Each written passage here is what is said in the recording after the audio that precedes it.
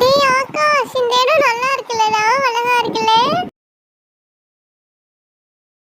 ஆமா அக்ஷயா, இந்த இடம் பார்க்க அழகா இருக்கு. ஆனா எனக்கு இந்த தெப்பத்தை பார்த்தாலே நான் விழுந்தது தான் அக்ஷயா ஞாபகம் வந்துட்டே இருக்கு. ஆமாண்டா, இந்த இடம் சூப்பரா இருக்குல்ல. சரி வாங்க, எல்லா பேரும் மூஞ்சிய பார்த்துட்டு இருக்கீங்க, வாங்க போய் குளிக்கலாம். ஆமாங்க நம்ம எல்லா பேரும் போய் குளிக்கலாமா? ரோஷினி அக்கா, ரோஷினி அக்கா வாங்க நம்ம போய் குளிக்கலாம். அப்படியே உட்காந்துட்டா இருக்க. சரி காவியா, இந்த வரைய நம்ம போய் குளிக்கலாம். வாங்க எல்லா பேரும் குளிப்போம். தண்ணி நல்லா ஜில்லுன்னு இருக்குல்ல. சரி வாங்க குளிக்கலாம். அம்மா, உங்களுக்கு நீச்சல் அடிக்க தெரியுமாம்மா? நான் நல்லா நீச்சல் அடிப்பேம்மா. சின்ன வயசுலலாம் எங்கள் ஊரில் என்ன மிஞ்ச ஆளே இல்லை தெரியுமா?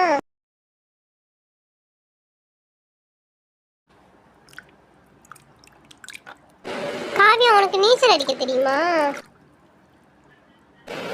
தெரியும்க்கா, நல்லா நீச்சல் அடிப்பேன். எங்கள் ஸ்கூலில் சொல்லி கொடுத்துருக்காங்கக்கா.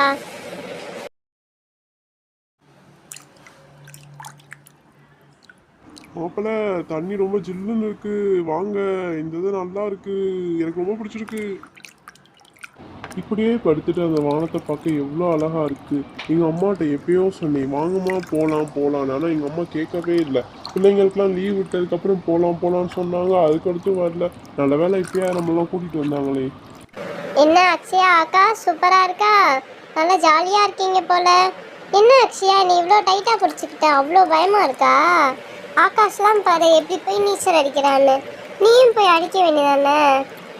சூப்பர் அக்ஷயா, ஆகாஷ் நல்லா நீச்சல் அடிக்கிறீங்களே, சூப்பராக பண்ணுங்க.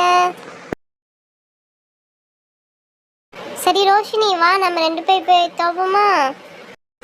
ஜில்லுன்னு இருக்குல்லக்கா, ஆனால் நல்லா இருக்கு. இன்னைக்கு நான் ரொம்ப என்ஜாய் பண்ணேங்க்கா. அக்கா, இவ்வளோ துணியை துவைக்கிறதுக்குள்ள என் குறுக்கெலும்பி உடஞ்சிடும் போலக்கா. அவ்வளோ துணி கிடக்கு, என்ன பண்ண? ஆனால் இதுவுமே நல்லா தானே காவியா இருக்கு.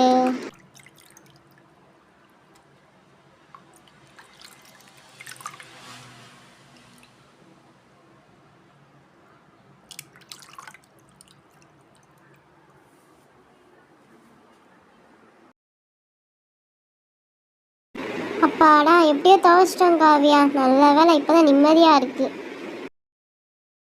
அப்பாடா, எப்படியோ துவைச்சாச்சுக்கா. எனக்கு இப்போதான்க்கா நிம்மதியாக இருக்கு. கையெல்லாம் ரொம்ப வலிக்குதுக்கா.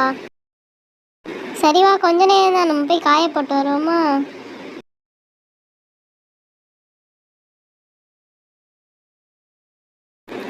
அப்பாடா, எப்படியோ எல்லா துணியும் காய போட்டு வேலையெல்லாம் முடிஞ்சிச்சு. இப்போதான் நிம்மதியாக இருக்கு.